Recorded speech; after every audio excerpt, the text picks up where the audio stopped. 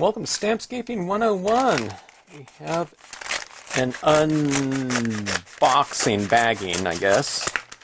And let's see what we have here. Okay.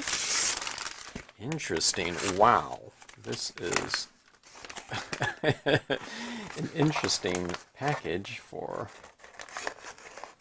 what this is. Looks like it's like astronaut paper,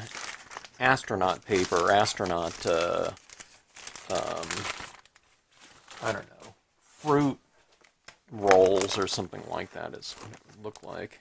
It's kind of shrunk wrap here. Oh, this is interesting. All right, let's take a look at this here. Let's see. Thank you for your purchase. We'd love to hear from you. All right, so what this is, okay. Got it. A couple of sandwiching papers in between this, but this is glow-in-the-dark paper, okay? It's almost like, I guess it's like vinyl. Let's hold this up. And let's see, I don't know.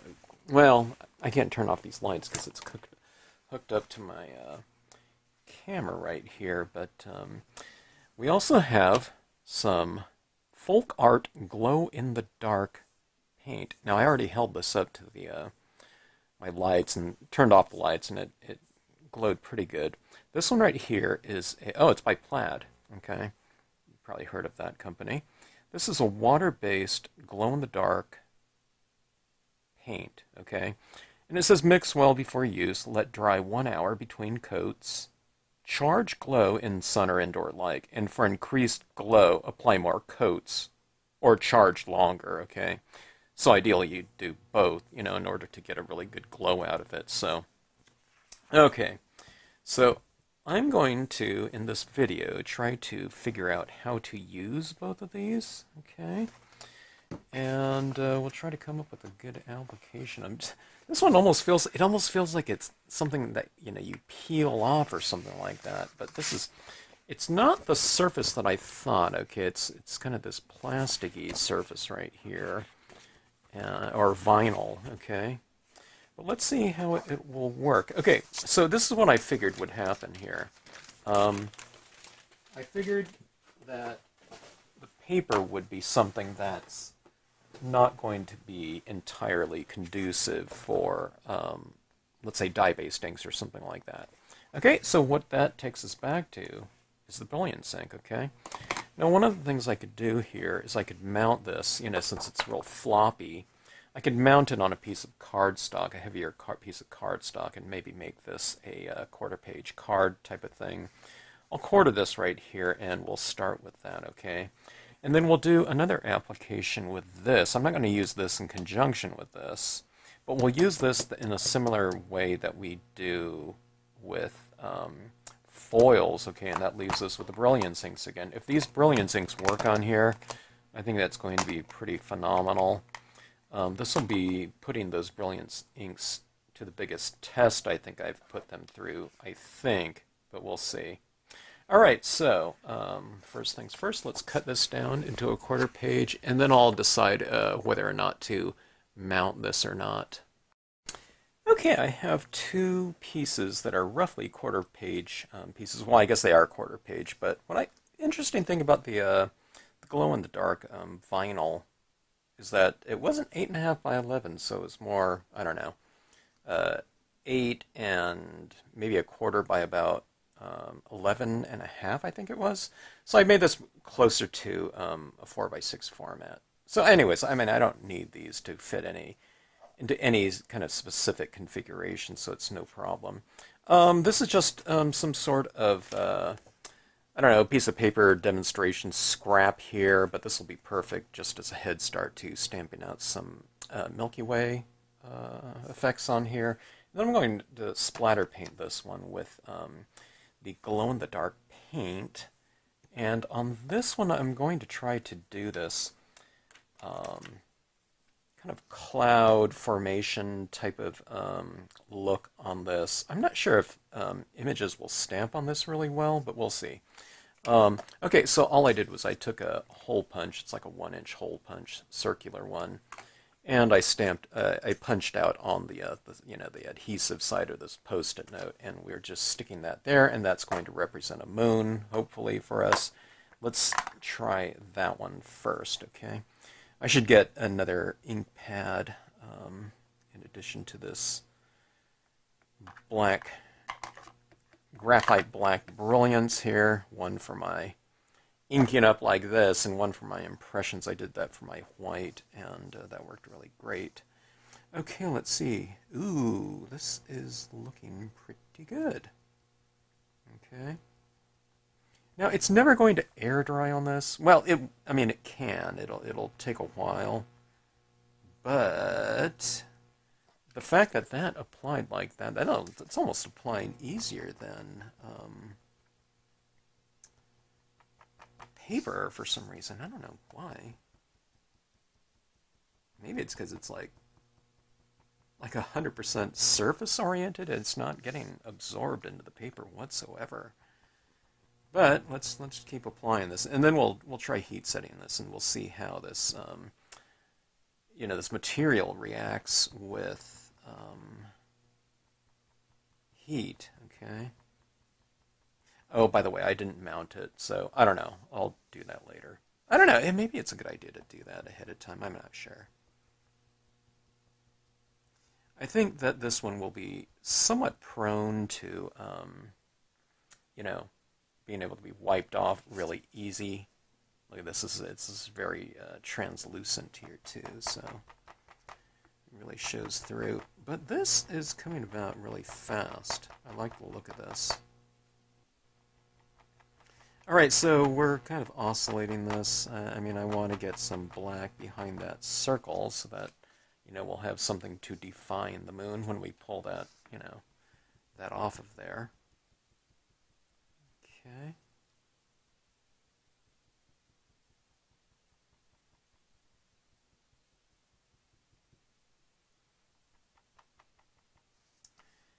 All right, now I'm going to put some trees down below. So, I mean, I don't want to have this all blacked out down here. So we'll go for a slightly lighter application, or just kind of more varied one here, so that we do see plenty of the tree structuring. Okay. This is applying really easy with this cotton ball, but we'll see how it takes a solid impression of a stamp. Now, I believe I'll be able to just wipe off. So if I get a really bad impression with my imagery, I think that it'll be won't be any problem to just kind of wipe it off. And I don't know. Try a different approach, maybe. Okay. So don't fear. Well, that's sticking on there pretty good. I just touched right up there, and it came off on my finger, yeah. But sometimes, like on foils, like 100% of it just, comes off. Look at that. It left an impression there. All right, so just kind of adding this in like so. I don't know. I can't really tell if this is going to work or not. You can do kind of a rip paper towel technique on here too. I'm just freehanding it here. The rip paper towel technique, where you kind of use it as like a loose template of sorts to create your formations. But I think this will look pretty good here. It's too bad that I didn't have this for Halloween. I was thinking that this glow-in-the-dark paper would be really cool for like a Halloween type of application. Okay, visual. All right, building this up. I'm able to build up pretty good on this, okay? I don't know, it's really weird. I didn't, it feels like plastic or something, or rubber. It feels like a rubber sheet you'd throw on the top of a, I don't know, whatever table. We had like that vinyl over all of our furniture as kids, I guess to preserve it, So there's always this plastic all over everything. That's what it feels like to me. It takes me back in time. All right, so adding that in, okay. Easy enough. And let's go in with our, okay, I gotta be careful here. We'll go in with the spruce large.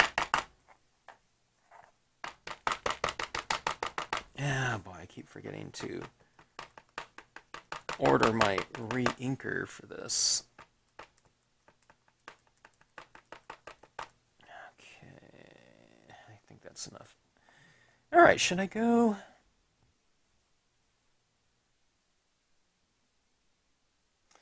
Let's do this right here. I'm going to do I was just going to do these vertical like that, but let's do the kind of lying on your back, looking up at the moon type of thing. So I'm going to angle it. So the center of that moon there is going to be the thing that I'm aiming. I usually go at the dominant tree here, and I'll aim that one right to that as the center of the moon as a vanishing point. Okay, it's just kind of the natural position for this type of composition.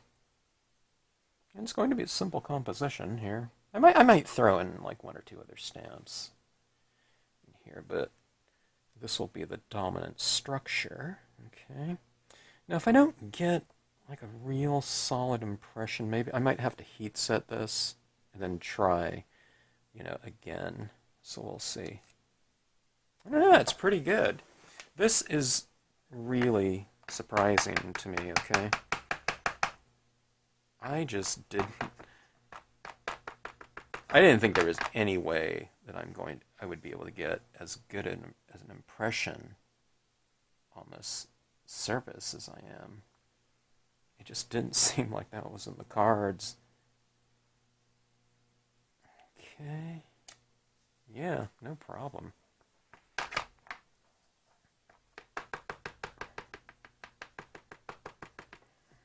Okay. And I'll throw in another stamp in here too, just for a little bit of diversity. Okay.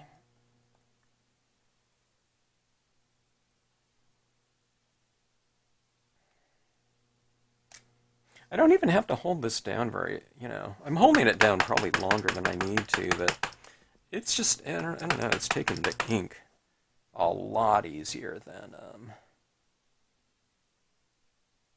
the foils, okay? I just wouldn't have thought this paper, or not paper, but the surface would be quite as... the only thing I can think of is it's more porous than foil. I don't know, maybe foil has like a clear coat on top, you know, to seal in that surface. I don't know. I have no idea. And maybe this one doesn't. Or, I don't know, maybe it just has some sort of very accepting, like rubber. Maybe that's what it is. It's like almost stamping on like rubber or something like that. Okay, so anyways, I mean, I can circle this all the way around, but I think that's enough right there. Okay. And I could take off that moon, but why don't we get all of our impressions done first and then take that off, just so we don't, you know, get something on top of that moon. All right, let's go with this leafless pine stamp. Oh, let's just go. I was just going to use the tip of it, but let's go ahead and just mount it up on the full block here. You have to use a pretty full block here for this really large stamp. And I have one full piece of tack and peel on it. I've been so, I don't know, obsessed with experimentation lately. It's like I don't even take like 1 minute, which is how long it would take me to clean all of my acrylic blocks with the tack and peel. Look how dusty this tack and peel is. And I could get all that off too. You just put this under sink and rinse it off, and it comes right off. Okay, so let's see. Let's get another kind of textural form in here, in the form of you know, a leafless, you know, kind of dead pine. And when you put a dead pine in something like that, yeah, you have the inclusion of something dead, okay? But it emphasizes the life of other things, so other things seem extra alive, okay? When you do this type of thing. And plus, it kind of represents, I don't know, longevity and kind of the cyclical, you know, kind of nature of things, I guess. I'd highly recommend it, in other words, doing things like that, you know. And plus, just from a visual standpoint, it diversifies your textural kind of range.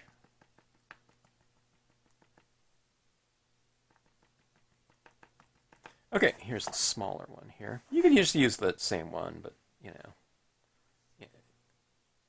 this one just looks a little bit farther off in the distance. Let's see, where should we put it? Let's put it right here, I think. I'm just using about, it must be about 1.5 inches worth or something like that. Okay. All right. So I was pretty careful about not touching too much of that. So I don't know how kind of set up on that this is. Let's go ahead and peel off the Post-it note and see what we have. Okay.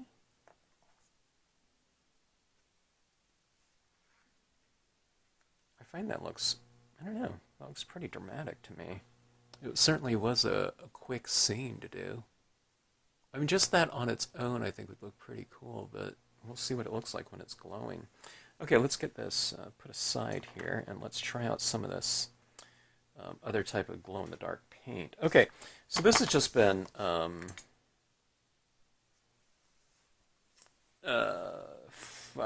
wouldn't call it formatted. It's just like a piece of scrap paper. I'm sure I was demonstrating to someone how to apply their inks and how to kind of avoid having it real blotchy. Okay? But what I also always tell people is, hey, don't toss anything out. You know, just use it, and you know, you can always, in scenic stamping, you can always layer things on top of, you know, other things to, you know, finish things off. Okay. A lot of people would see something like this and they think, oh my gosh, that's trash can material. Okay. And yeah, it is. If it's, this is the, you know, the conclusion of it, but I don't know. It's one of those things. If you just keep working with your pieces, you can get them come around. Okay, you can do all kinds of other things. You know,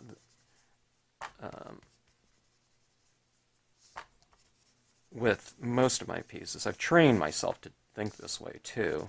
If I ever get anything that I don't like, okay, you just kind of see it through and see what you get. You may not get kind of the end result that you ideally wanted in the beginning, okay? I mean, these days I don't even think about kind of the end results. I just kind of think of a general direction, you know, for something. I might have an idea of how it'll look, but it's more of a, you know, it's like a hypothesis, okay, than a goal. It's like, will this look like this or whatever, you know, in the end result? And if it does, then so be it. And if it doesn't, then I just want to watch it kind of develop as I go along, okay? All right, so I'm just kind of filling this out right here. I mean, I don't have to do that because I'm going to be stamping a dark image over the top of this anyways. So let's just go ahead and do this. This is the Milky Way large stamp.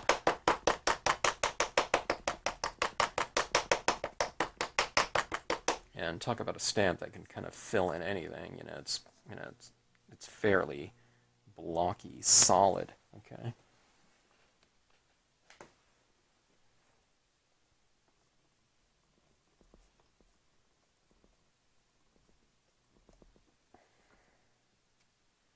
All right.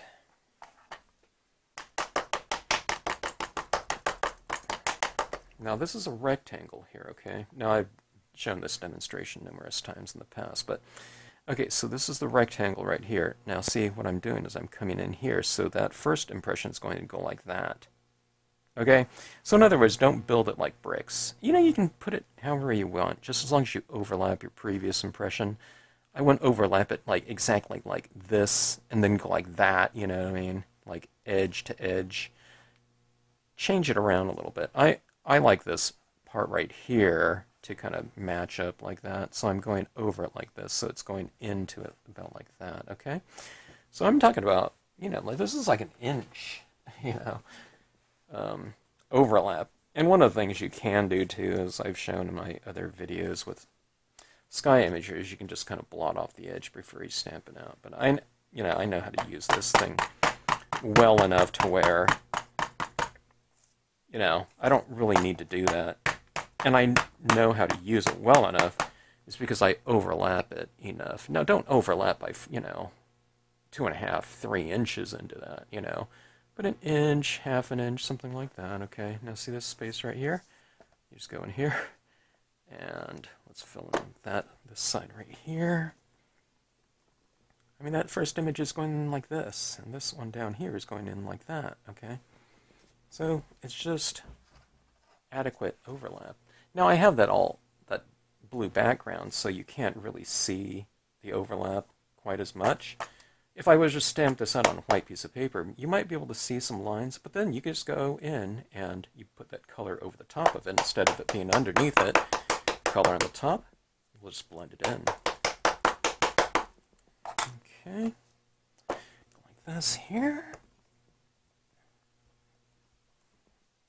And you have a Milky Way sky, okay? Nice and textural, isn't it? Okay, well, let's just do the same thing that we did with the previous impressions. Let's just use the same Brilliance ink, okay? Oh, wait. This one, I was going to splatter paint beforehand, okay? Just so that this represents stars. As opposed, if I splatter paint it over the top of the trees, it'll represent something more like snow. Well, you know, which would be fine too. But I don't know. I see this one as more like glowing. I don't know, stars as opposed to like glowing snow. Okay. All right. I need something to put a few drops of this paint into. How about a little plate like this? Okay. this is one of those things I need to peel off the paper.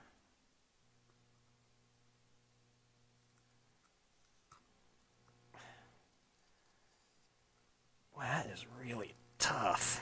This is the hardest part of the video here, peeling off this. It's a good thing, I mean, you want that. You want it to be nicely sealed off. Right? Okay, let's see here. Alright, now it's a good thing this is water-based, but I'm going to use it on my trusty splatter painting brush, so I'm going to wash this off soon after. I don't want it to dry on there. Okay, we'll get a little drop of it like that. It has the consistency of like a Elmer's glue, okay? So this is going to be thicker than I'm normally splattering with. Huh. Well, let's see if it even does that, okay?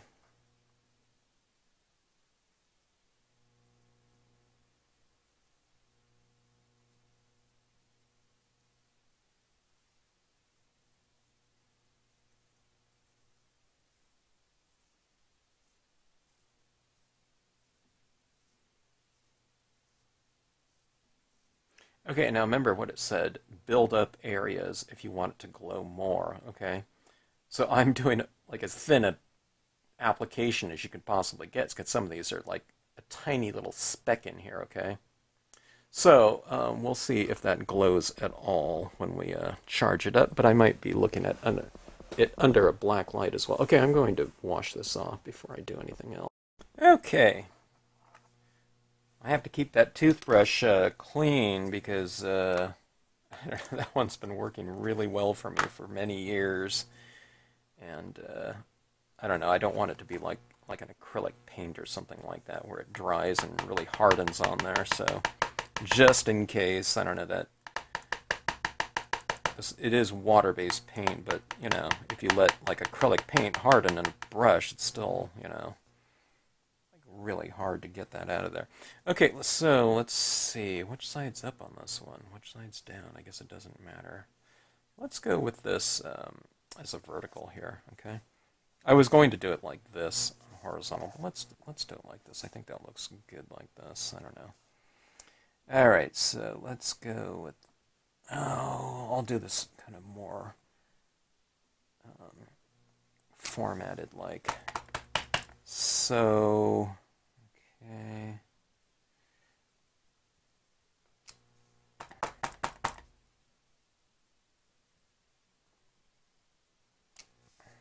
Okay, something like that. I'm leaving a little bit more space here, just, I don't know, for,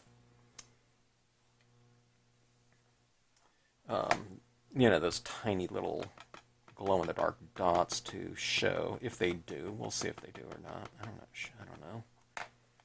Alright, and I just happen to have this one still on the block, so let's just use that small one here. Okay, let's layer this like that. Okay, so we have that. That's a pretty, just real simple, you know, composition. Alright, moment of truth. See how this goes. I think I'm going to clean off all my Tech and Peel blocks after this video. Alright, so I'm going to hold these up against the light and we shall see if they indeed glow. I'll have to turn everything off after. But, let's see. Let me pause this video. Okay, we're going to do these two pieces one at a time. Alright, now this is the, again, that vinyl one.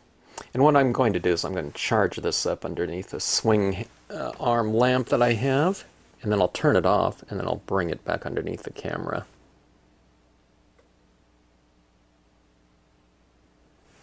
Okay, nice and charged up.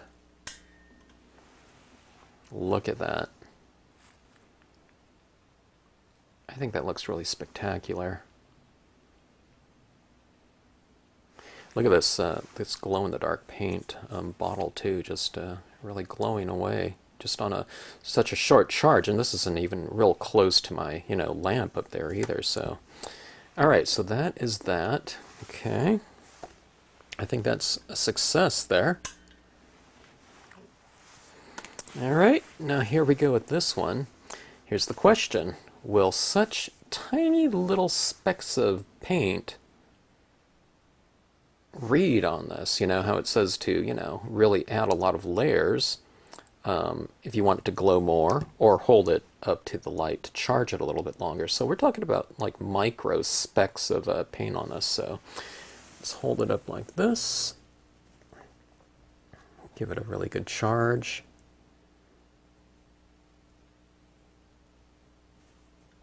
Okay, I guess that's long enough. All right, and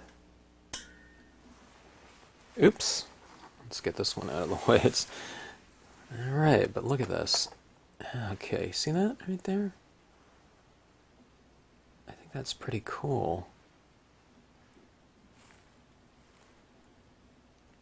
Look at these little dots here. Let's see if my camera can focus in. It's hunting. Okay, but look at that. Even those little tiny specks in there look pretty good. Okay, yeah, okay, now my camera's trying to hunt. There's so very little light in here. Let's hold both of these up together here and let's see if it can focus in a little bit more. Okay, the camera's kind of hunting. It's compensating for this one that's so bright, but this one right here looks pretty good too. Oops. Knocking things around right here. All right, so anyways, it had to do so much compensation there for the exposure there, my camera. All right, so I think these both worked out pretty good. I mean, this was a minimal application of this. Now, what I'll do is I'll do a scene at some point in time soon. And, if it's doing something like this, what I'll do is I'll paint it onto surfaces in the background or whatnot, and put some stars up there, and we'll, give a much bigger application of ink, or paint in this case, to that. But this one right here, I'm telling you, I don't know, it shocks me, okay? And there's no other word for it. I'm just really surprised at how well it applied and stamped out. So, if you get yourself a Brilliance pad. It just, even just black and white, okay? You'll get more use out of those two colors, than you will from every other ink pad that you've ever bought. In terms of using it on these types of surfaces like this, I didn't need to use it on the glossy dye-based inks would work on this one just fine. But, that pigment ink can give you a much thicker application of ink on something like this. So it looks a little bit more, I don't know, it's like three-dimensional when you add something like that. Just if you use it, on glossy cardstock with dye-based inks, do it that last. Okay, don't stamp it out in there, then apply the dye-based inks over it. Might smear it, around or something like that. So, all right. So, anyways, fun stuff here. And again, I mean, this is really some fun stuff here. I mean, some kid, would love to get, you send them a card or something like that, and if you can make it kind of dynamic and interactive like this, where they go and, they charge it up, they take it into a closet or something like that and look at it, or they put it next to the bed, so it gives them something to look forward to. When they go to bed and turn off the lights, it gets dark in there or something like that, and then they can see this glowing like that. And in addition to something like this, I have the moon on this paper like this, but you put in those little stars in there too, and what fun, you can create for a kid, grandkid, whatever, and something like this, if you have a little Santa flying over the, the moon or something like that, or you have a larger area in here, just, all exposed, you can put, stamp a Merry Christmas type of thing like that, or you can do 3, masked off areas and make a little snowman out of it or something like that. I think that'd be really cool. Not in the sky with these trees or something like that, but I'm just talking about just, on this glow-in-the-dark paper. But look at this, this paper, or whatever, this surface really glowing quite a bit. And look how translucent it is, too, It wasn't what I was expecting at all, but I think it works out pretty darn nice, There might even be something that we can do, stamping on both the front and the back of it sometime, If I have this on the back like that, I might be able to stamp something on the front and make it look, even more three-dimensional by having backs and front side impressions on it. So, oops, I almost forgot. I was going to test these two, the surface and paint out on under a black light. So I've hooked up my black light here, and let's see what these look like. Yeah, pretty interesting. Yeah, okay, this one here. Okay, this one I need to make my sky much darker. Okay, for that the glow in dark to stand out. But look at this one. This one looks, I don't know. That looks pretty insane.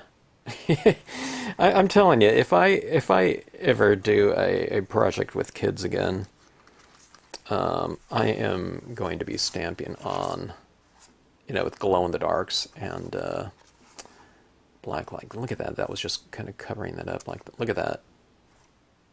God, that is so interesting. But look at that. How much that really stands out like that. Pretty weird looking. And so much fun. Let's see. I'm going to take a photo of this.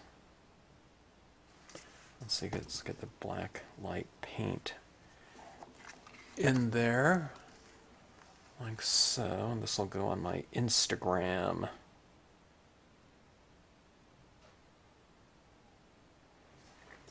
Alright. Glow-in-the-dark fun. I'd recommend giving it a try if something like that might be of interest to you or the recipients of your cards. All right, thanks so much.